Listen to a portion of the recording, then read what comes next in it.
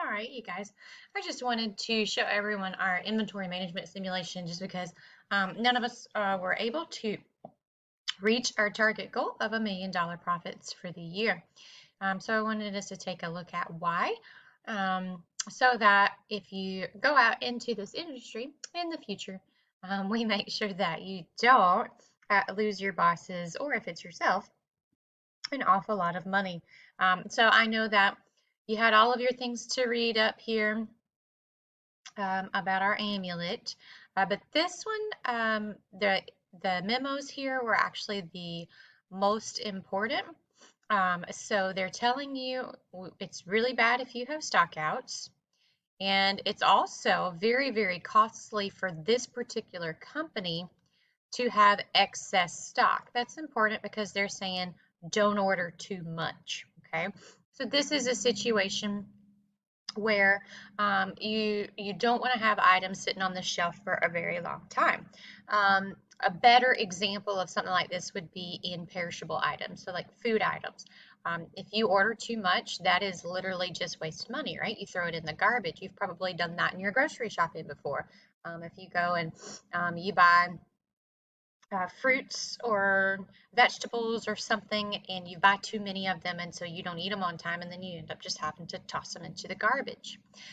So that's the same for this company, even though this is an electronic, which you wouldn't think would really hurt it to sit on the shelf. But the reasoning they tell you is that they actually have to go and lease out or rent special warehouses if they can't fit all of your stock inside of their store. Okay, so that's why you wouldn't want to order extra. I actually skimmed over this my very first time. And so on my very first simulation, I ordered 2,000 amulets out the gate. And so then I didn't get to make another order until I think it was 4 months into the year. Obviously, I had actually negative profits for a little while, but still by the end of the simulation, I had 998,000 in profit. So I was only 2,000 short of my goal. So then obviously I tried the simulation a second time and nailed it. Okay, so that part's important. The next one here is also the other important one. This is information that you actually have to know for your ordering formulas. So remember our EOQ, economic order quantity. We have to know our daily demand. We have to know our ordering costs, and we have to know our per unit holding costs. Okay, all of that information is in here except for demand, right? Your demand changes every single month, so that's actually in the simulation. So if I'm looking into here, cost of the product does not go in our EOQ. That's just information for you. Sales price does not. And that does give you an idea, though, of how your profits are going to line up, how much you're making off of each unit, right? Important information, our order cost. So $6,000, that's going to go into my EOQ formula. So I'm going to go ahead and put that up here. So I know EOQ, it's the square root of 2 times my ordering cost, which I now know is 6,000, times, we already said we can't get demand yet because we haven't seen what our demand is. All right, and then continuing on here, our holding cost right down here at the bottom says it's $1.35. So there's your EOQ formula. So this is what you should have been using throughout the simulation to decide how much to order, right? We're not just taking guesses in the dark. I'm going to order 400. No, I'm going to order 750. I'm going to order 3,500. You don't just guess, right? We have a formula to use. So that's what we wanted to be using the entire time. The other pieces of information in here can help you with your reorder point. Okay, so we need to know how much to order. That's our EOQ. And we need to know when to order. That's our reorder point. So the when has to do with your demand, and how long it takes you to get your product. So it says that they need a 5-day lead time, a 5-day lead time, okay? So your reorder point comes when you've got your, whatever your daily demand is, times 5 left over in your inventory. Now, something you'll probably want to do is not chance it and get it all the way down to 0, but rather add in here some amount of safety stock. I'm going to call that SS. Okay, some amount of safety stock. In the real world, probably your CFO, your CEO, and your COO, that's your Chief Operating Officer, y'all will all actually work together to establish how much you want your safety stock to be. So it could be, let's say, 10%, right? So if I had a daily demand of 30, okay, it takes me 5 days to get my product. That means when I have 150 ambulance left, I have to place an order. But then you go, well, what if your daily demand goes over 31 day? Exactly. Then you've run out, right? They said stock outs are bad. So you want to make sure that you've got some sort of safety stock in there. I actually went well above 10% in this simulation. And I usually kept myself anywhere from a 50 to a 70% safety stock, and that's only because I saw within the simulation that demand was pretty volatile. Sometimes I would have demand of 23, and then other days I would have a demand of 56. So I just wanted to make sure that I had enough on hand. So I would glance at my reorder point, which is this formula right here. And then I'd usually add 50 to 100 amulets and say, okay, instead of reordering at 150, I'm going to place my order at 250, for example. Yes, that did increase my costs a little bit, but like I said, I was still able to hit that profit margin that I wanted to be at anyways. So now that we have read our important information, this is just telling you want to make $1 million. There you go. Okay. And this says, hey, don't have too much left over at the end. Now you can run it. So this is where you're going to go to actually get that demand information. Unfortunately, when you first start out, you have absolutely no idea what demand is. Okay, so this is why I placed an order of 2,000 the very first time I ran it, because I was just like, oh, they say these amulets are a hot thing, and like, oh, people are going to be so excited.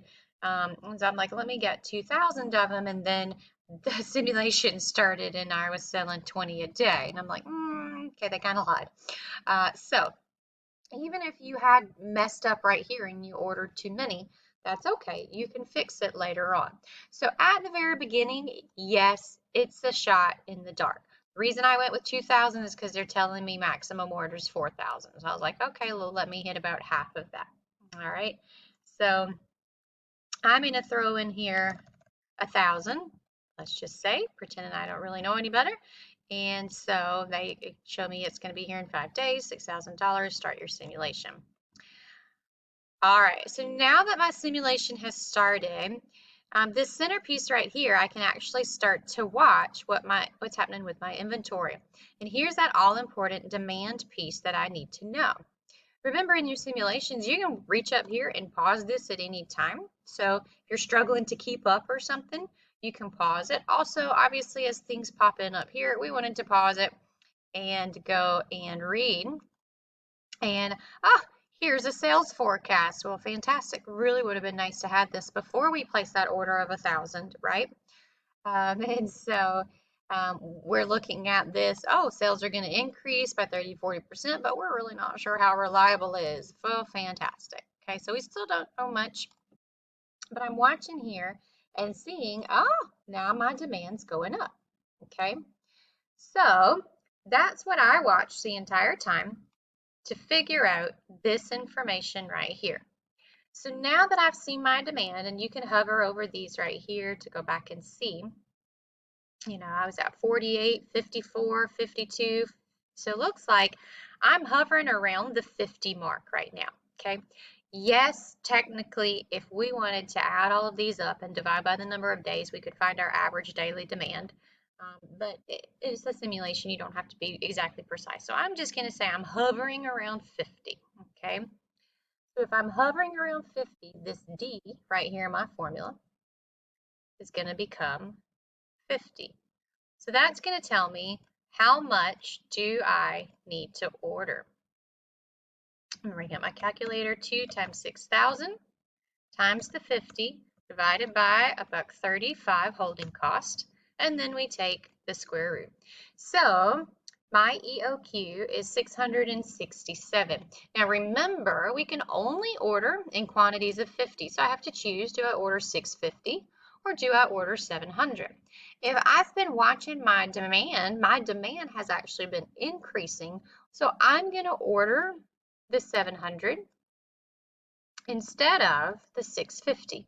So that's my EOQ right now. It does not mean it's going to be my EOQ for the entirety of the simulation because demand changes. Okay, so that's just my EOQ for this order. Now, do I need to go ahead and place an order right now? Well, I don't have very many units left in stock.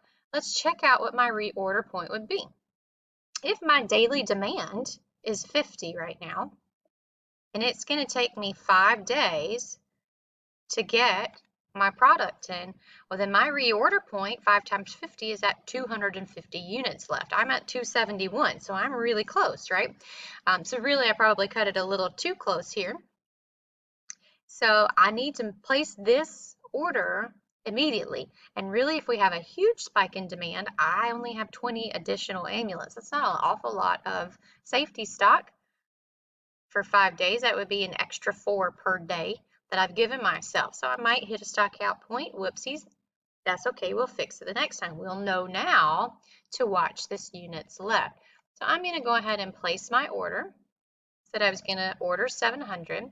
It's normal. I don't really have to rush them for any reason. I've got the 270. It's not worth the extra cost to have to rush. This does just show you, though, how incredibly costly it can be as a COO if you don't get that order placed in the correct time frame. So let's go ahead and place our order. Okay, and we've got probably some panicked things here. We don't have any amulets. Then, hey, we were getting low. What's happening? Where are our amulets? And then stock out, and they came the next day. See this? We ran out. I told you if demand went up, we waited a little late. If demand went up, which it did, we were going to be slightly behind because of our reorder point.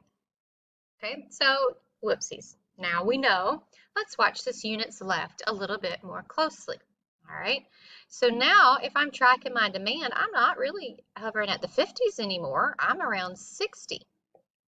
So I've got to watch that and know then my reorder point's changing. 60 times 5, my reorder point is now when I have 300 amulets left plus some safety stock. So I might want to order at the 350 point or 370, somewhere between 300 and 400, right? That I now want to be my reorder point. And my how much is also changing because remember, demand's in our EOQ. So instead of 50 for this D, I'm going to put 60. So let me pull up my calculator and see what my new EOQ is. So it's now 2 times 6,000 times a demand of 60 per day divided by our $1.35 holding cost and square root it. Oh, so now my EOQ is 730. Okay, so again, we can only order in quantities of 50. So I can either order 700 or 750. So I'm going to bump it up to 750, especially since I just had the stock out. Now, could our demand plummet? Could we go from selling 60 a day to 20 a day? Sure. Does that mean I'm going to have some excess stock on hand? Yep. So then we're really needing to watch and see, is my excess stock too much excess stock to the point that we're having to go buy that fancy warehouse? Okay.